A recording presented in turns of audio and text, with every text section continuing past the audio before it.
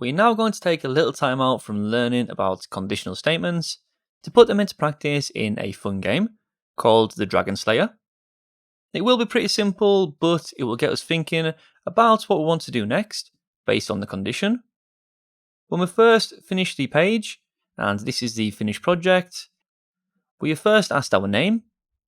We can then enter our name and then click OK.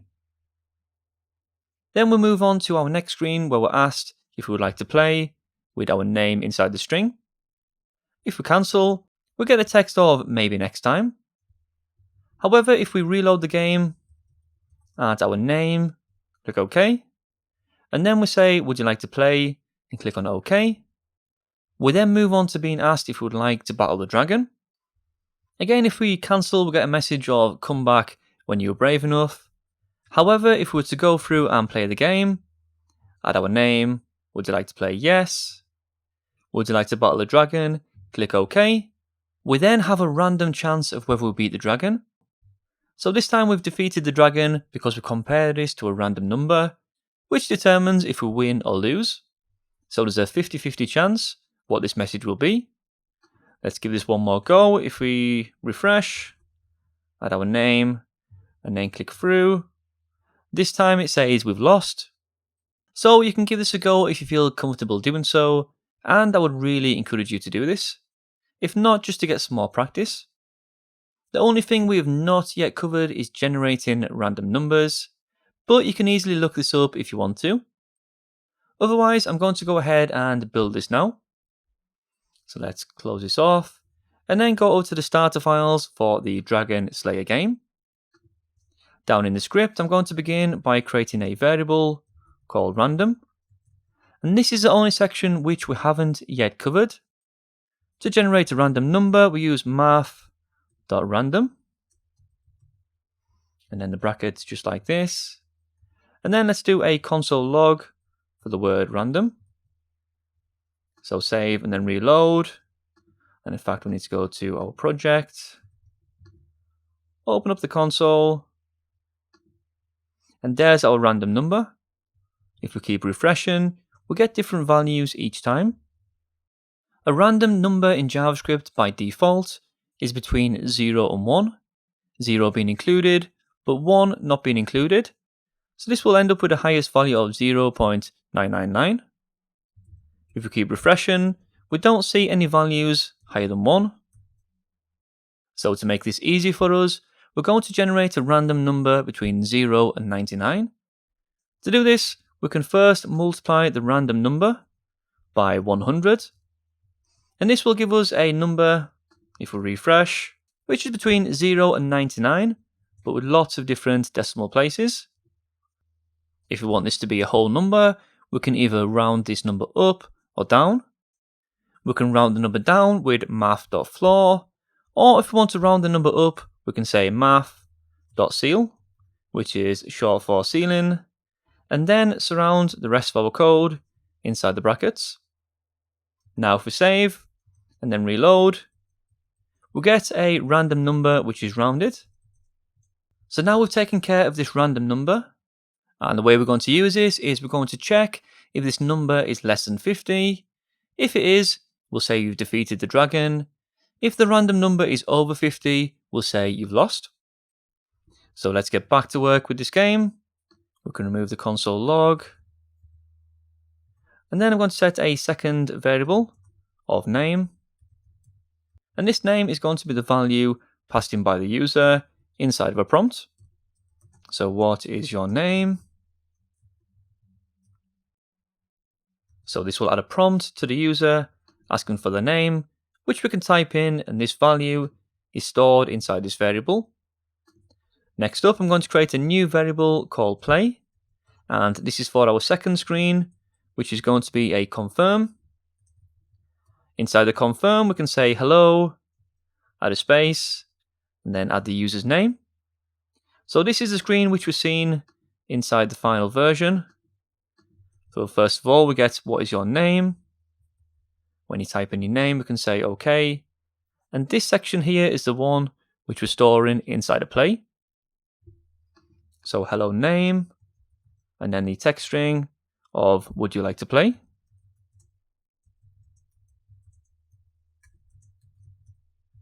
with the question mark and the semicolon. Now we need to do some conditional checks. So first of all, we're going to check if the user has selected play. So if play is true, then we want to run some code. Okay, so if the user has chosen to play the game, we then want to create a new confirm. And this time we're going to ask the question of, would you like to battle the dragon?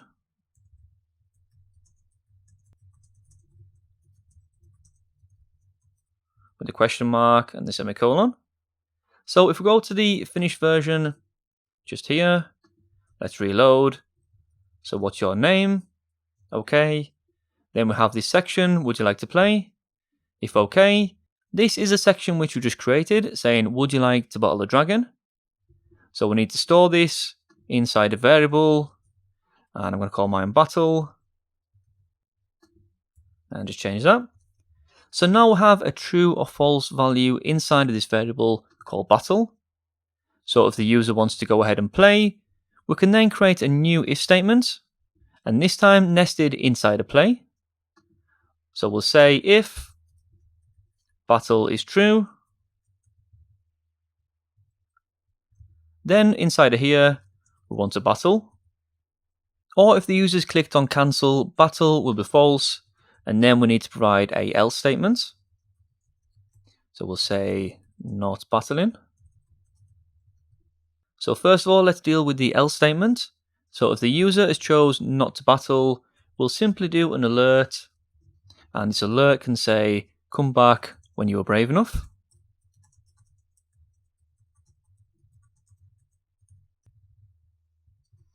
Okay, so let's first give this a test in the browser. Over to our project. Let's refresh. So what's your name? Type this in. We'll say okay. Hello Chris, would you like to play? Okay. So this is this section here, saying would you like to play? If play is true, we're then asked, would you like to battle the dragon? Which we see here. Remember, we've not set a condition if this is true yet. We've only set a condition if the user clicks cancel. So if the user cancels, we should get this message here. So let's try this. And there we get come back when you're brave enough. Okay. Now we need to handle the condition if the user clicks on OK. So let's add a condition if the user decides to battle. So before we set up this random number between 0 and 99 and stored it in a variable called random.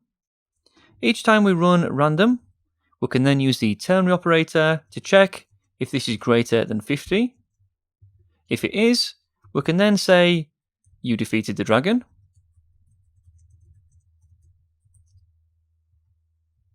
And then an exclamation mark, then separated by the colon. If this number is less than 50, we can then say, you lost. So save that, and let's give this a go. Type anything into there. Would you like to play? Yes. Would you like to battle? Okay. And we don't see any results on the screen. This is because we've created our ternary operator, but we've not displayed the result on the screen. So let's set the result to be a variable called result and set this to our ternary operator. Then just after this, we can do a console log with the value of result. And in fact, we'll change this to be an alert, just like the rest. Save and then over to the browser. What's your name? Would you like to play? Yes. Would you like to battle? Okay. So we lost that time. Let's try again. Would you like to play? Yes. And this time we defeated the dragon because the random number must have been over 50. Okay, good. So we've handled most of the use cases here. If the user wants to play, if the user wants to battle. So the last case to handle is if the user doesn't want to play at all. So if we refresh the browser, so this time if we type our name in and click on OK, we then want to handle the case if the user doesn't want to play. Currently, inside of here, we're checking if the user wants to play, and if they do, we then run this code. Instead, if the user clicks on cancel, We then want to alert a message saying maybe next time. We can do this as an else statement at the very bottom. So else, we'll do an alert of maybe next time.